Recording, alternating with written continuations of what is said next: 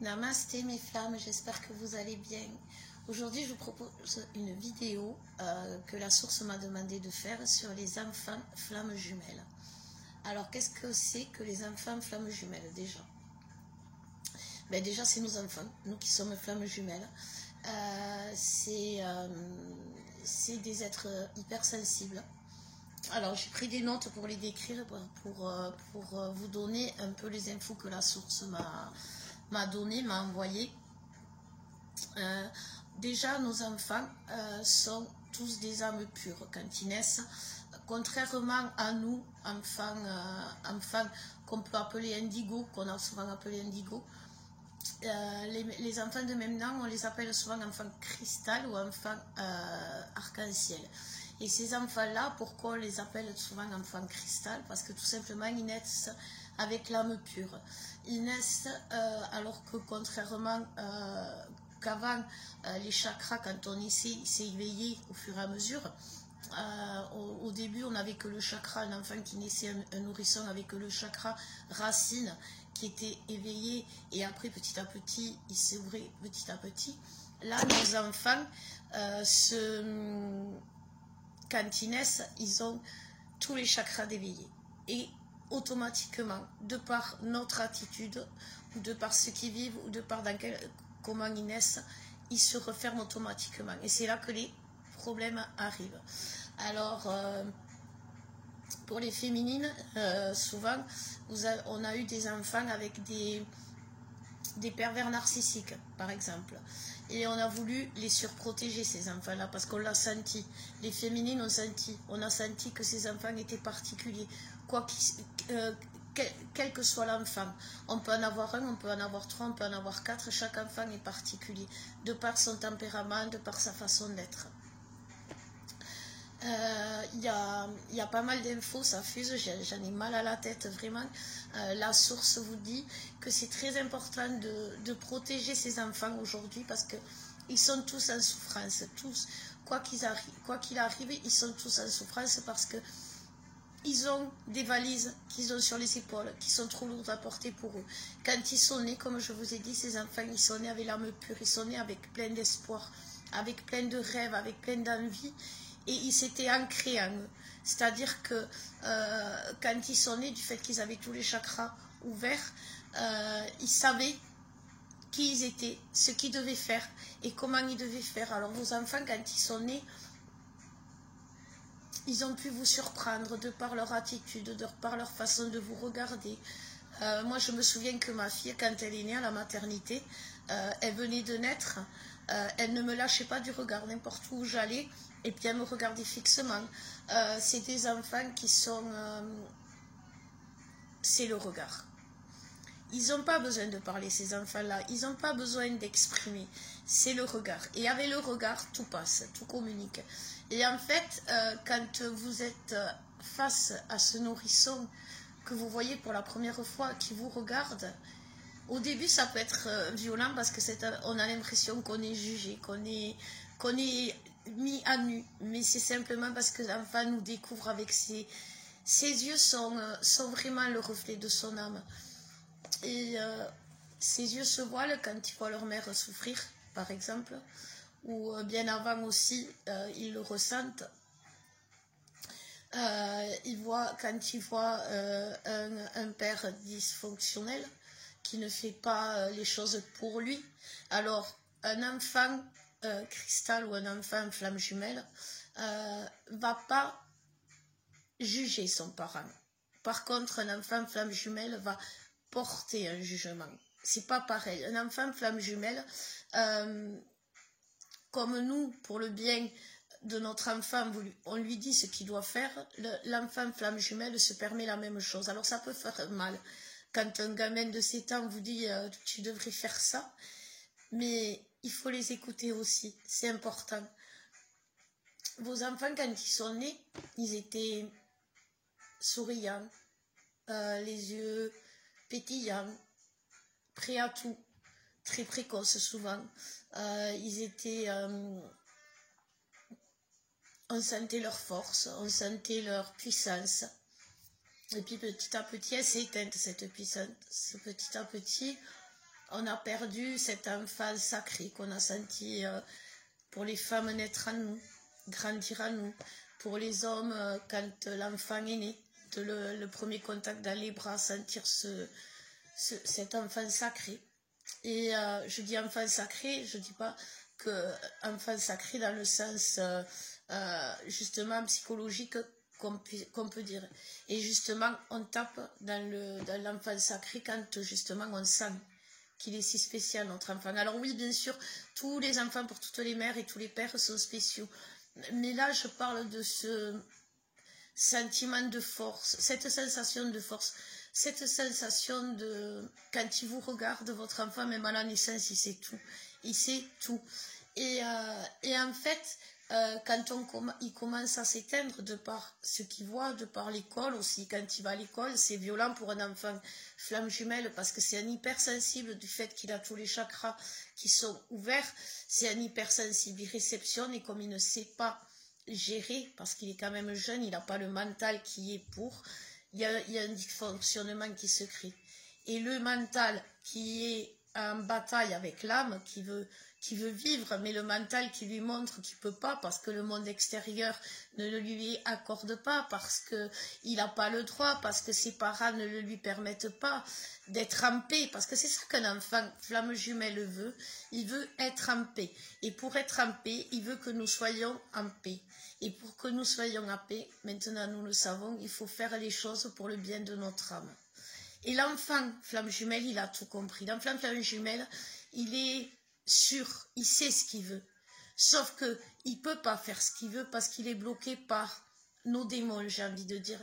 Nos démons, c'est pour les féminines de cette surprotection. Pour les masculins, ben, cette fuite.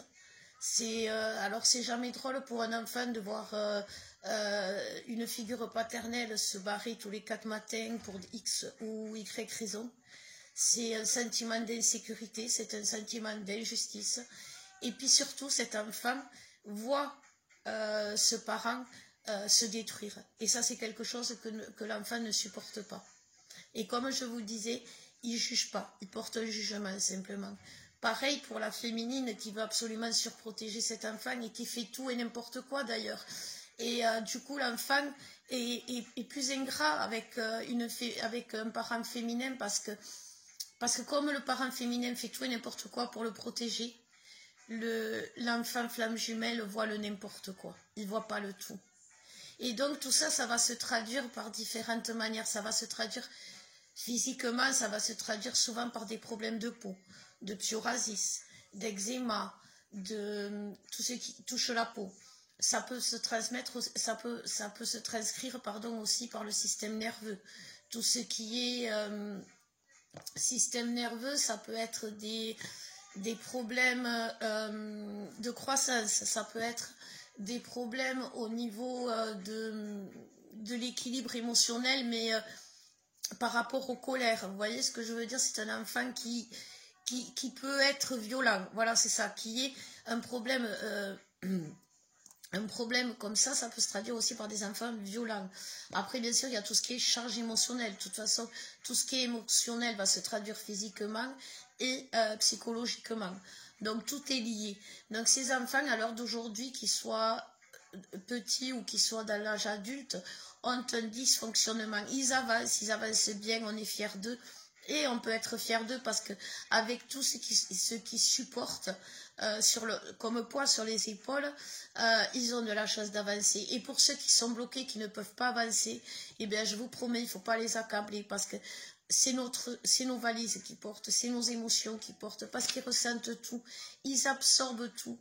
Et on doit arrêter. Alors, fut un temps, c'était un lien magique qui pouvait nous unir, ou un lien toxique, un lien magique dans le sens où quand l'enfant était protecteur par rapport aux parents, ben ça créait un lien, une fusion particulière. Mais est-ce que c'est vraiment ça qu'on veut pour nos enfants? Est-ce qu'on veut que nos enfants ils se fassent du mouron pour nous toute leur vie et qu'ils s'empêchent de vivre, de se réaliser pour être près de nous et nous protéger. Un enfant qui peut être bloqué, ça peut être parce que le parent, eh ben, il fait vraiment n'importe quoi, il s'autodétruit. Et quand l'enfant voit ce parent s'autodétruire, eh ben, il ne fait rien. Il préfère mourir sur place que s'autodétruire. Parce que quoi qu'il arrive, l'enfant flamme jumelle, c'est ce que je vous disais, il porte un jugement, mais il ne nous juge pas. Parce que nous sommes sa lumière, nous sommes son guide, nous sommes son phare. Et donc, quelque part, il a un conflit intérieur entre ce qu'on fait, ce qu'on devrait faire, et il a envie de faire ce qu'on fait parce que nous sommes son guide, nous sommes son phare. Mais en même temps, il a un conflit parce que son âme lui dit non, mais non, ça c'est pas bon pour toi. Ce qu'il fait, c'est pas bon pour lui. Tu dois pas faire pareil. Et là, ça explose. Et là, la source me dit de ne pas vous culpabiliser, mais de vous bouger. De ne pas vous culpabiliser en vous disant j'ai détruit mon enfant. Non, vous ne l'avez pas détruit, il est encore temps de les aider, ces enfants-là. C'est ce que la source me dit. Mais il faut arrêter. Arrêter de faire semblant. Arrêter de se priver d'être bien, arrêter de faire les choses à l'encontre de notre âme, à l'encontre de notre bonheur. Et là, je parle pas de... je joue pas la carte de l'enfant pour vous motiver à aller vers votre masculin ou le sens inverse. Je vous dis simplement que vos enfants, tant que vous vivrez pas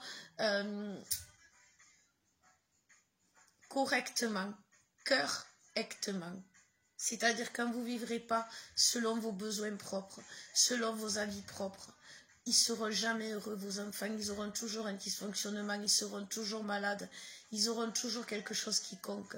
Et ça, on n'a plus le droit. On n'a plus le droit de leur imposer ça. On doit affronter notre vie, affronter notre destin, affronter notre bonheur.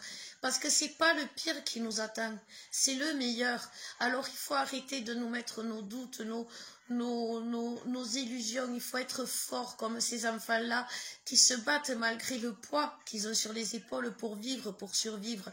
Il faut les alléger du poids de nos doutes en vivant déjà pour nous. Déjà ce poids-là, une fois qu'ils auront ce poids-là enlevé, ils pourront gérer leur propre poids. Parce qu'ils ont leur propre poids par rapport à leur vie, par rapport à leur apprentissage. Et ça, ils ont le droit de les gérer en paix, de les gérer tranquillement. Un enfant a le droit de grandir en paix.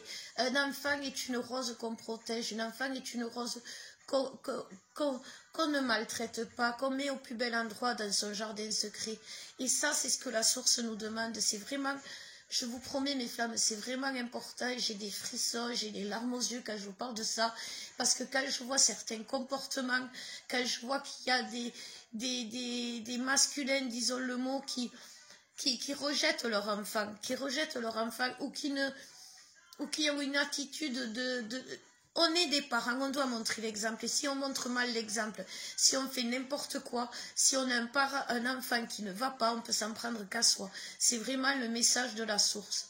C'est vraiment le message de la source. Et pour les féminines qui restent avec des parents, avec un père toxique ou dans une situation toxique croyant protéger l'enfant, regardez votre enfant. Est-ce qu'il vous paraît heureux? Vous savez, moi j'ai mis 18 ans à me séparer du père de mon enfant. Et mon enfant aujourd'hui, elle est bourrée de psoriasis, c'est bourrée de stress. Avance dans sa vie stressée, angoissée, constamment. Est-ce que c'est ça que j'ai voulu pour mon enfant? Non, ce que j'ai voulu, c'est la protéger. Et quelque part, j'ai pas réussi parce que je lui ai transmis toutes mes angoisses, toutes mes peurs. Alors que, parce que j'ai fait n'importe quoi, parce que je ne lui ai pas montré le bon exemple, parce que quand mon jumeau m'a mis mal, je me suis laissée aller dans le plus profond du mal, et qu'à côté, il y avait mon enfant qui me regardait et qui se demandait ce qui se passait, qui comprenait pas. Oui, tu as le droit d'être triste, mais pas à ce point, parce que moi, derrière, je suis là. Et ça, je l'ai oublié, ça, je l'ai abandonné quelque part. Et aujourd'hui, je rattrape pas le coup, mais je veux montrer à mon enfant que je fais tout pour qu'elle soit heureuse, pour que je sois heureuse. Et je veux plus faire n'importe quoi pour qu'elle voit juste ce tout. Et c'est ce qu'on nous demande, c'est de montrer notre cœur, mais vraiment dans la vérité. Parce que si vous regardez vos enfants dans leur regard, vous voyez c'est des miroirs. Quoi qu'il arrive, c'est des miroirs. Et quand vous n'allez pas bien, votre enfant vous le fait payer cher des fois. Quand je vous disais qu'ils peuvent être violents, agressifs, ils peuvent partir un temps, tout simplement pour plus voir ça, pour plus souffrir. Parce que bien sûr qu'ils souffrent de nous voir souffrir, bien sûr qu'ils souffrent de nous voir nous faire du mal. Et ça, je pense qu'à l'heure d'aujourd'hui, même si on ne veut plus l'autre, même si on le rejette, on s'en fout. On n'a plus le droit de faire ça. Parce que c'est au nom de nos enfants. Au nom de nos enfants, vivons vraiment, vivons notre destin, faisons nos choix. Ou alors soit on fait le choix de ne pas vivre notre destin, mais alors assumons derrière que nos enfants vont souffrir, ils ne vont pas s'épanouir comme ils devraient. Ou alors on fait le choix d'être dans notre destin, de faire ce qu'il faut pour nous. Et là, on rendra nos enfants heureux. Nos enfants, ils ne veulent qu'une chose, c'est qu'on soit heureux. Et ça, c'est vraiment, vraiment important. Et c'est vraiment ce que la source me demande de vous transmettre aujourd'hui. Parce que nos enfants, ils ont besoin d'eux aussi, là, pour les aider à aider l'autre, à aider les autres jeunes. Aujourd'hui, toute la jeunesse est perdue. La jeunesse du monde est perdue. La jeunesse ne sait plus où elle va. La jeunesse est dans l'insécurité. Un enfant doit avoir l'imagination. L'imagination, c'est créer une histoire par rapport à ce qui va se passer demain, à ce qu'il a envie. Les enfants d'aujourd'hui n'ont envie de rien parce qu'ils n'ont aucune sûreté de que demain sera fait. Alors si nous, parents, on peut leur montrer que quoi qu'il arrive, quoi qu'il se passe, on est là, on est solide, ça fait déjà une sécurité. Si on leur montre que derrière, eh bien, ouais, malgré tout ce qui se passe et malgré tout ce qui arrive, on arrive à trouver du bonheur, de la joie, ça fait 2 sécurités. Et déjà, c'est quelque chose qui va les rassurer. Et ça va leur permettre de s'alléger. Je voulais aussi vous parler du lien qu'ont les enfants flammes jumelles avec le jumeau ou la jumelle. Ils ont un lien qui est, comme je vous disais, ils ont un lien très fort. Parce que comme je vous disais, quand on est flamme jumelle, on a fait un enfant avec un parent toxique. Quoi qu'il arrive, le parent d'en face est toxique. Il faut le réaliser pour pouvoir avancer. Et nous, on a trouvé notre autre moitié. Donc, c'est-à-dire quelqu'un qui n'est pas toxique. Et l'enfant, notre enfant, va s'attacher automatiquement à notre autre parce qu'il va nous reconnaître à lui. Voilà. Il va nous reconnaître à lui et il va se reconnaître à lui. Donc, automatiquement, il y a un lien. Alors, il ne faut pas vous étonner si vous voyez une ressemblance avec votre jumeau, si vous voyez le même dysfonctionnement, si vous voyez, si votre enfant il vous fait tourner en bourrique autant que votre jumeau, moi je suis d'une zénitude dans la vie comme ça. Il n'y a que 2 êtres qui arrivent à me mettre en furie, c'est ma fille et mon jumeau. Voilà, c'est les 2. Ils me font à un mot, ils arrivent à me faire monter dans les watts. Si ça vous arrive, c'est qu'ils sont liés. Vous voyez? Et moi, souvent, je sens son enfant dans mon cœur qui m'appelle. Je le ressens, ça me fait mal parce que je ne peux pas aller vers lui, bien évidemment, mais je le ressens. Et quand je suis à côté de lui, j'ai l'impression que voilà, quoi, je le couve, je suis une maman aussi. Et tout ça, c'est quelque chose que vous devez ressentir et comprendre que c'est normal. Parce qu'on se reconnaît, vous imaginez bien, ils se reconnaissent dans l'autre parce qu'ils nous reconnaissent. Et donc, si vous voulez aussi avoir des nouvelles de votre jumeau, regardez votre enfant. Si votre enfant est plutôt stressé, plutôt angoissé, a du mal à avancer, c'est que votre jumeau a du mal à avancer aussi. Et en ce moment, les enfants, ils ont beaucoup de volonté. Alors j'espère que nos jumeaux ou nos masculins auront cette volonté d'avancer parce que c'est important. L'heure n'est plus à se poser des questions, l'heure est d'agir parce que nos enfants ont besoin de nous. On a besoin de nos enfants, mais nos enfants ont besoin de nous. Allez, c'est bon, ils nous ont assez protégés, on les a assez fuis, on les a assez angoissés par nos comportements. Agissons en adultes, agissons en parents. C'est ce que nous demande la source aujourd'hui. Voilà mes flammes, j'espère que vous aurez compris mon message parce qu'il était fort. C'était puissant comme message parce que j'ai eu beaucoup d'émotions. J'ai vraiment eu beaucoup d'émotions. J'espère que vous les avez ressenties. Comme ça vous aura permis de vibrer aussi. Permettez à vos enfants d'être heureux aussi. Je fais des soins sur les enfants, si vous voulez, pour les chakras, pour les aider à se protéger, parce qu'ils en ont besoin, pour éviter que justement ils soient heurtés par tant d'agressivité du monde extérieur. Il faut les protéger du monde extérieur, alors créons-leur un monde intérieur, en créant notre bonheur.